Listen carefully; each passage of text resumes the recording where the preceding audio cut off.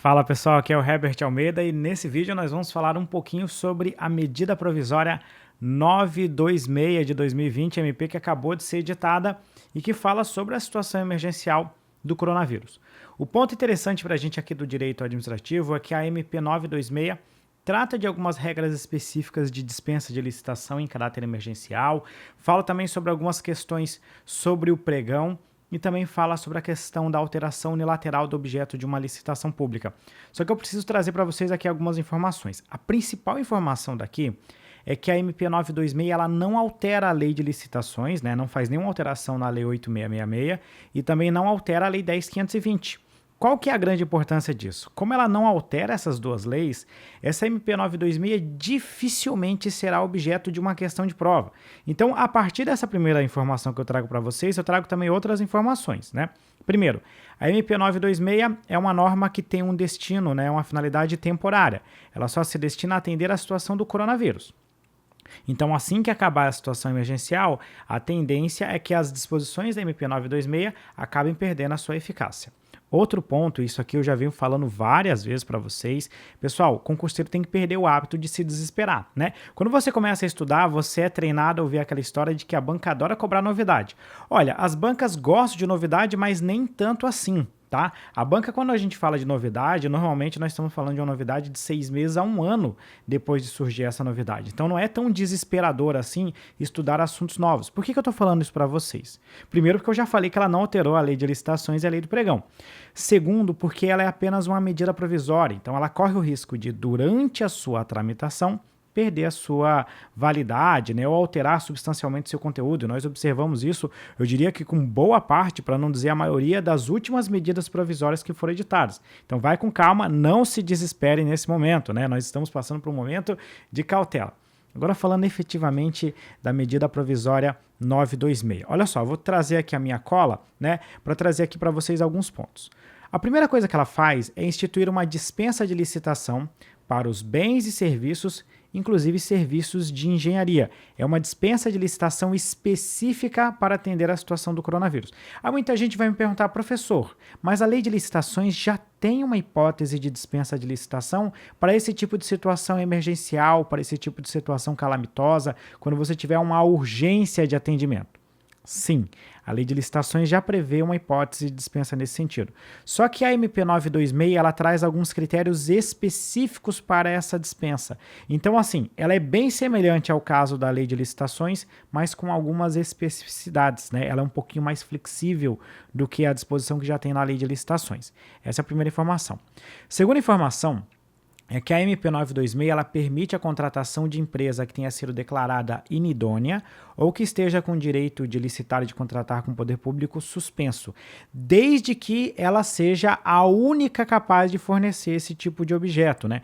Nós estamos passando por uma situação emergencial e se tem uma empresa que, por exemplo, não pode firmar contrato com o poder público, mas só ela pode prestar, fornecer aquilo que a administração está precisando, como é uma situação emergencial, nesse caso ela pode ser contratada. Outro caso é que quando ela fala dessa dispensa de licitação, você pode até mesmo estar contratando o fornecimento de bens e serviços que não sejam novos, mas que hajam a garantia quanto à qualidade desse material, né? A gente pode pegar, por exemplo, os estados e municípios estão precisando contratar leitos de UTI. Eles podem, por exemplo, adquirir isso da iniciativa privada e adquirir um material usado, desde que haja uma comprovação de que esse material está em condições de usabilidade, né? Seja de fato um material de qualidade.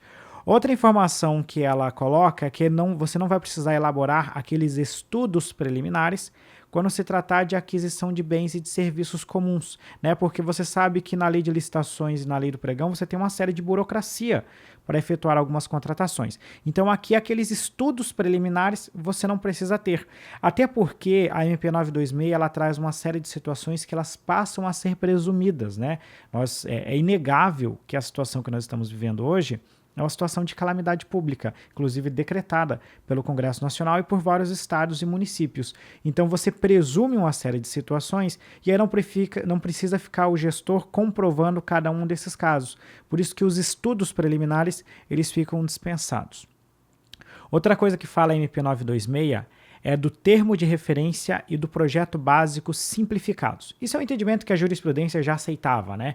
Que quando você tivesse uma situação de extrema urgência, você não precisa trazer aquele projeto básico ou aquele termo de referência bem completos. O que é o projeto básico ou o termo de referência? O projeto básico é um elemento para descrever o objeto de obras e de serviços. E o termo de referência é uma expressão que é oriunda dos regulamentos do pregão, que trata basicamente de você descrever o objeto e as condições de um contrato, normalmente para bens, né, quando você fala de aquisições, mas também pode ser de serviços no âmbito da lei do pregão. Então, em resumo, o termo de referência e o projeto básico são os documentos que explicam o que a administração pública está querendo contratar e quais as condições dessa contratação. Beleza? Outro ponto que a gente tem é a dispensa de algumas das exigências de habilitação quando você tiver poucos fornecedores ou prestadores daquele serviço. Então a lei, a MP 926, ela coloca que você pode dispensar algumas características econômicas, técnicas, etc e tal, desde que você preserve aquelas habilitações relativas à Seguridade Social e à vedação de exploração de trabalho de menor. Mas outros critérios de habilitação você pode dispensar, desde que haja uma restrição da quantidade de fornecedores. Ok.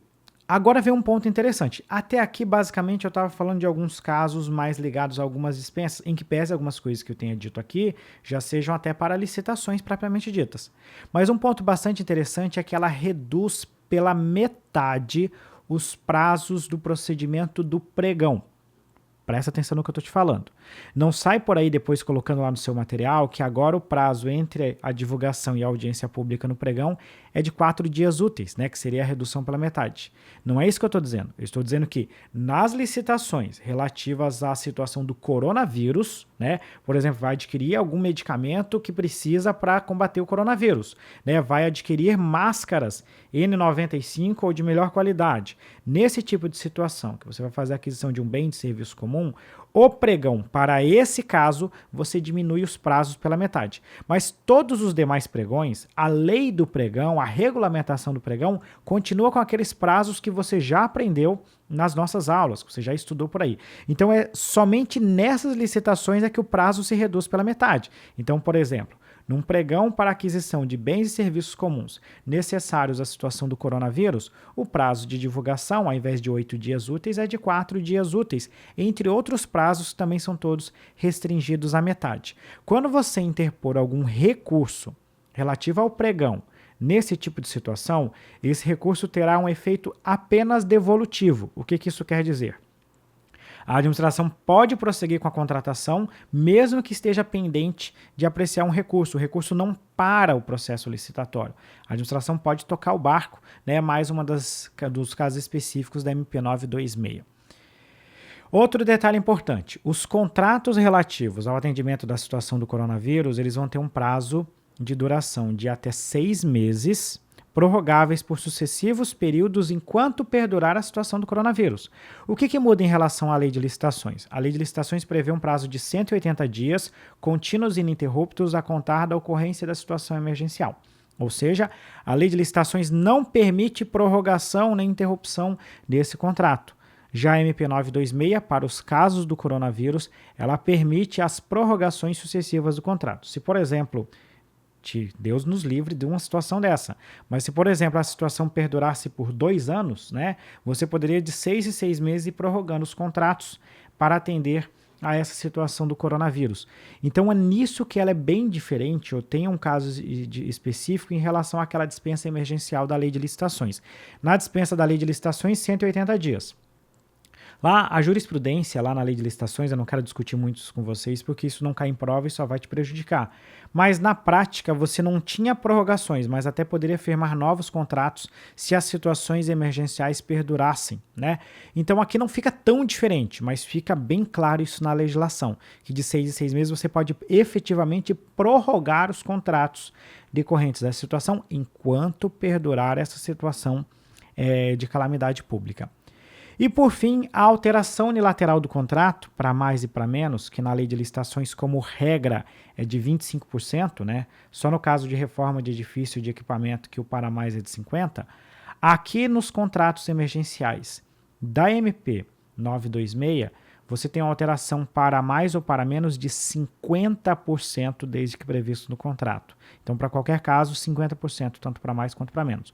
Volto a dizer, isso não é para você colocar lá no seu material. Se for isso, é 50%. Não, porque isso é um caso específico que muito dificilmente será objeto de questão de prova. Sem falar que a CMP ainda vai tramitar no Congresso Nacional e ela corre o risco de sofrer alguma alteração. Com isso, a gente fecha aqui a nossa explicação da medida provisória 926, um videozinho de 10 minutos, um pouquinho mais longo, mas de um tema muito importante. E acima de tudo, pessoal, só para fechar o nosso vídeo aqui, fique em casa.